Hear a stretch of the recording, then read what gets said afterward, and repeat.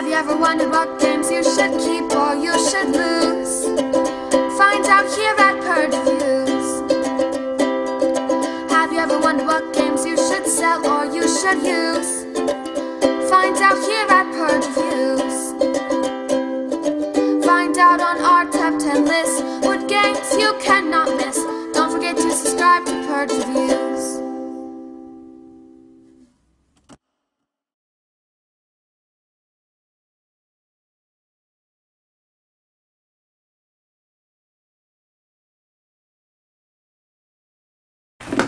Versailles. The famous Paris structure, but I live in Orlando. We have our own Versailles. If you guys have seen the documentary The Queen of Versailles, it's being built here in America, right here in Orlando. So we are familiar with Versailles. Versailles is going to be your classic Euro game. You're going to have restrictions on the movement. It's really worker placement, but your workers stay on the board and move on this huge rondelle. It's a little dry, it's point driven, and the game doesn't necessarily end when the game ends, at least in our plays. It sticks around just a tad, I don't want to say too long, but it felt like the game was over. We were all kind of scrambling for points. The end game was probably the worst part about it, but it could have been just the way it played out for us with our group think, so that's a possibility. Otherwise, I found this to be a very solid Euro. The rondelle kind of works and gives you decisions and some hard decisions about where you want people to be on the board at any time. And when you do the little technology tree, you want to lead people places now. So, as with most of these games, you want to get the extra people out on the board as quickly as possible. I think that's a no-brainer, so there should be a mad rush for that at the beginning. Otherwise, this is going to be your classic Euro that I think, with the inclusion of the rondelle, I've seen this in a couple of games. Mondero is another one that has that. I think it gives you a lot of very interesting decisions about placement of your workers, where you want to leave them at, kind of an Istanbul kind of feel. Where do you want to leave them at, and what is available at that time? And if somebody takes a tile that you need, that can totally shift where you want your workers to be, and not in a negative way, because you're still going to get a bonus everywhere. And we start doing that tech tree and you figure out where your people are at, where you're going to be getting those bonuses is going to be very, very important. So there's a few things going on about where you want your workers to be, how you can bunch them up to maximize the space, how you can move them with the double movements.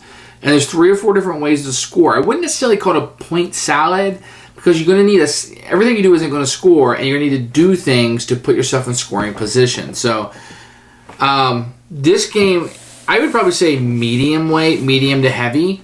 It's not a Panamax, it's not a Kanban.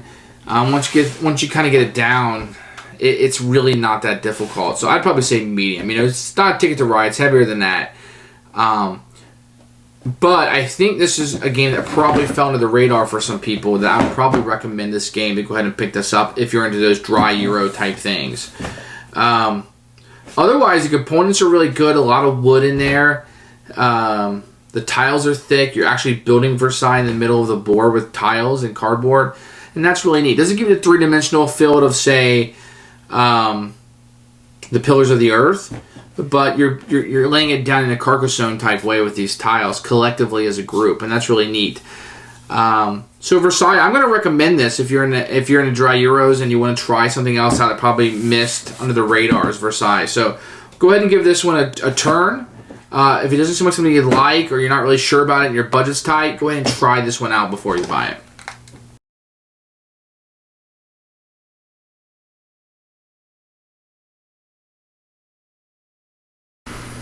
Here are the components for Versailles.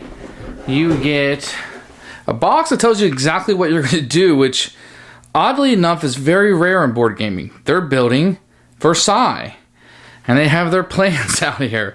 I just felt like that was something different for board games. The box usually is dynamic, or at least tries to be dynamic, the good ones, but they rarely tell you what you're doing, so kudos for that.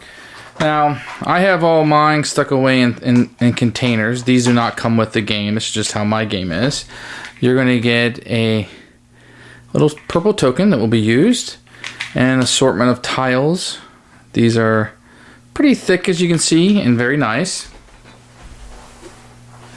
One thing you'll notice in this game is that all the components are high quality. These are your normal cubes, normal wooden cubes. You're going to get a number of this. Let's take a look at what else you have in here. So you get yellow cubes and brown cubes and white cubes. All things you've seen before. Now each player is going to get meeples in their color. Your classic meeples here. You are going to get a big wooden cylinder, some scoring markers, a little bit of this, a little bit of that. You're going to have some movement chips that will be used. It's going to come in 5 different colors, same thing I just showed you. You're going to get a number of the actual pieces of Versailles that you will use. On one side, it'll tell you what you need to build it, the victory points, and you'll put this down. This side's cosmetic, so once you build it and you score and you give up what you need to, this will go down in the building just to show you what it looks like. And you'll need to match this kind of thing up. You see how the green and the green go together? So these tiles are pretty useful, and you get quite a few of these to add some variety to the game. You're going to get a giant rule book, but not a whole lot to it. The back is just technology, so pretty user friendly. Let me show you this board. This board is pretty beautiful. That box is your normal Ticket to Ride size box. Let me show you what this looks like. This is a really, really pretty board, although as you can tell, it's quite large.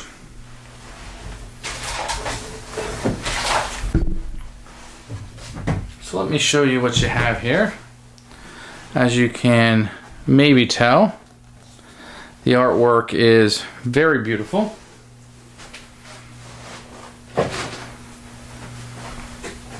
And you're going to have different parts of the board over here. Let me see if I can show you. So, in the center here is where you'll build Versailles. And you have the little where the king comes down, and you have little spaces that you'll move from to activate the board. And you have little trails that you can see through here with little arrows about the places you'll go. And if you look really closely here, you can see the detail and love. See those guys working there? I mean, that's just Michael Menzel quality.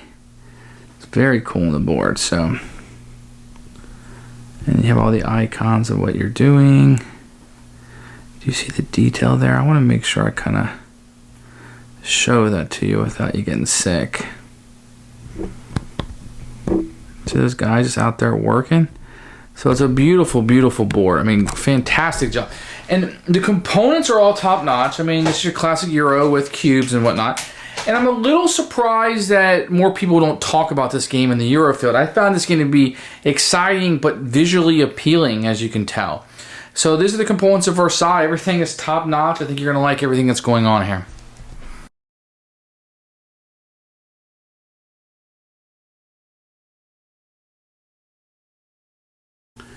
The rules for Versailles were, all the rules are there and very good and clear, but I felt like the organization could have been different, and the board was beautiful, but maybe not the most functional. The roads could have been bigger, but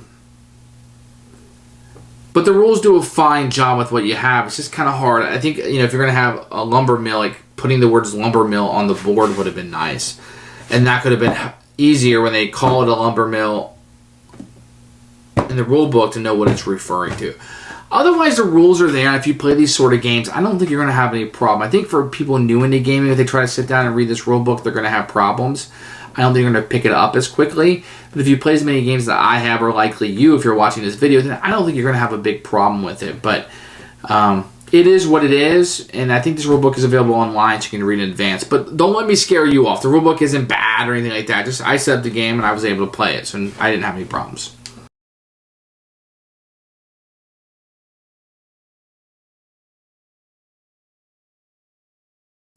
Okay, this is Versailles, and this is how how it will work. I'm just going to show you an overview. So the game can end a couple ways. If the king makes it all the way down here, the game can end. And also if Versailles is built, and what you'll do here is you'll build little things here. And if this whole place gets filled up, then the game will end. And you'll see that you have to respect on these tiles, you'll see that when you build it, you have to respect that things match up. So think Carcassonne. You couldn't put outside go on the inside. So, and there's little walls that come through. So that's two ways the game can end. Whoever has the most victory points is going to win. You're probably quite used to that in a Euro game. So let me show you kind of how the game works. And this is the main mechanic, if you will, that's going through the game. So the way the game works is you will be moving your workers around the board to activate different locations. And you can go where anybody else is going. So see if I can show you kind of what's going on up here. So if you look here, on my turn, there's a road, and the roads have arrows. So I could go this way up the road, but I could not go this way up the road because the arrow is pointing that way. And you may or may not be able to see that too clearly. So what I can do on my turn is move one of my guys. And now I have 3 people there. And if you look on the board, see if I can zoom it in.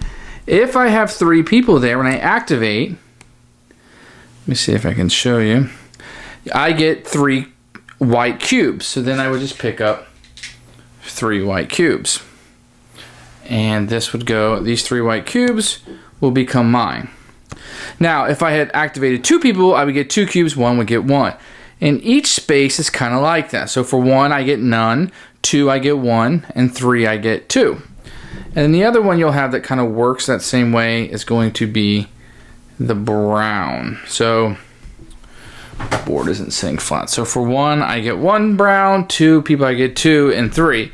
So what you're kind of doing is you're moving your people around in order to activate the best spots, but your guys are going to get all split up and all the spots do a little bit different. Now, this spot up here is considered the start. So whenever you pass this part over here, when your worker comes up this road, the king will move 1 more step down. Okay?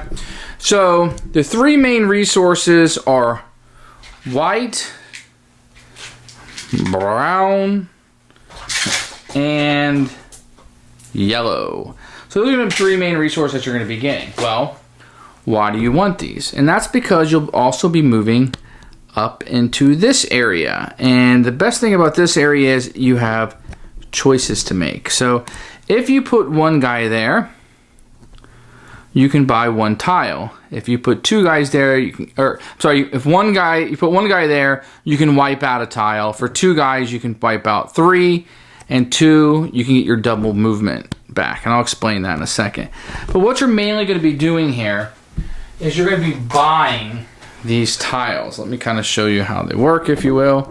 So on the back, they will always show you, this one is all white on the other side. And this kind of shows you the design. In order to buy this, you need a person, a white, a brown, and a yellow. In each place on the board, when you buy these, you've seen this a million times, it will tell you, so this one you need 1, 2 people, 2 people, and at the top 2 people, and a gold to take that top one. When you buy one, they all shift down. We're all pretty used to that. So what you're going to be doing is giving up to buy these, and when you place these, this is what you're going to need to place them. Not there yet, just to buy them, all you're going to be doing is having enough of those people to buy whichever one you want on the track. Do you see that? Am I moving too much? So to get the top one, you would need 2 people there and a gold cube. Okay, so that's one option you have. You can take one of these tiles. And they're worth different victory points based on what they are. Now, what you do is you build them in the center. And when you build them is when you get the victory points. Let me kind of show you one on the back here again. So this requires 2 people to be there, white and a brown and 9, and you can get this thing. Which you collect these. These are just set collection. I'm not going to go over too much, but you can collect those tiles and you get extra victory points. But you must be able to place it. And as the game continues, you're going to get less and less opportunity to place things there in the center because they honestly just won't match up. Now you also have this option over here in this corner which is the main way to get those extra victory point tiles. These are going to help you lay those tiles in Versailles, but also be worth victory points in the game. You can kind of see how many people you need to be at that spot, including the one you just moved there, and what kind of goods. This is where you'll be turning in some of your goods, either to build Versailles or to get these tiles that you need. And you can't just go where you want, like I said. You have these roads that you have to travel. So if you have a whole bunch of people over here and they're moving, you can't get them over there. Now, the last spot, which kind of makes the game for me, is this tech tree that you have. So you will spend, when you bring people here, one person, and every time you have somebody in the brown and you collect a brown, you get an additional one. The bottom row is on somebody else's turn, you can get stuff. And then this one allows you to operate the other options on the board when somebody else is there. So this is a great way to kind of build your tech up so you can get more stuff on your turn, or in these bottom two rows, stuff or do things on other people's turn. So you'll be moving your guys around the board and activate those spaces, getting some cubes, turning them in, and hopefully scoring the points by building in Versailles.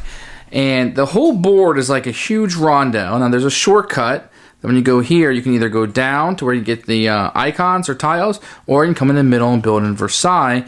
You can come out at the bottom, you can come out over here. So these roads and these paths that you're doing are just leading you in different directions, and you constantly have decisions about you want multiple people at every space, but that's not going to happen. So you have to make hard decisions about how you get them there. Sometimes you'll get somebody down here at brown because you need some, but you need to get more people down here. But when you do, you actually need to get a tile now. So you have to strategically plan this out, because getting white and gold are at the top, and getting the tiles to build in Versailles. And you have the little tiles that give you the victory points, help you build the tiles down here, and the brown and the tech tree. But you don't want to keep going around in a circle too much, because every time you cross here, you move the king, and it just becomes, the game's coming closer and closer to an end, and you have so much you want to accomplish. How to move your people and get them where you want is super important. Other people will be in spaces, but they don't block you. There's not a whole lot of interaction in the game, except for getting things on other people's turn is the main thing. So, and then they'll block you here in the center by what's played. And you really, to maximize everybody's points, including yourself, you kind of need to build this smartly. You can get yourself in a situation collectively as a group where you can't place any more tiles down here, which can be a huge bummer. So this whole play stays into it. Hopefully I've done a fairly good job of explaining what's going on in the different places, but for the most part, on your turn, you will move a meeple to another spot, thus activating that spot, and you're getting things or doing things based on how many people you have there. Now, every player is going to have these double moves, and what these double move tiles are going to do, and you can use them until they're flipped over, and there's ways on the board to flip them back over, but they allow you to either move two people or skip a spot and go to another spot, and these can be pretty useful, and knowing when to use these can be pretty important. The game has a great length. I think there's a lot of good decisions. It's very simple to understand how to play. All you're doing is moving somebody. That's it. But it's what you do when you move that's just beautiful, and it works really well together. That's Versailles.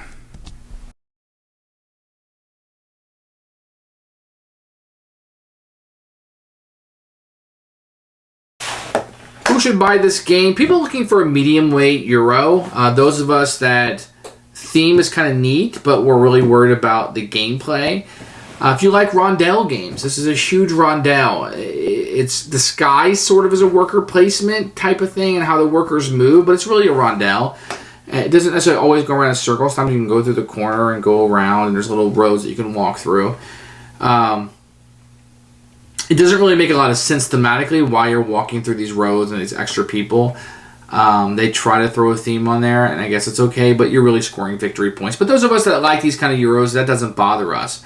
You're not going to play with this new gamers. You know, if they got a few games under their belt, you can try to explain to them. But those people are not going to sit down and read this rule book and be able to play this game. It's going to be best taught to them. If you played a lot of these rondel games or Euros, you're not going to have a problem. This is a step up from Ticket to Ride and those kind of things. But if you played Agricola, you can play this. If you played Puerto Rico, you can play this. It's not totally complicated. Everybody plays the same, so it's not individual powers. You start out a little bit differently on the board based on which player number you are.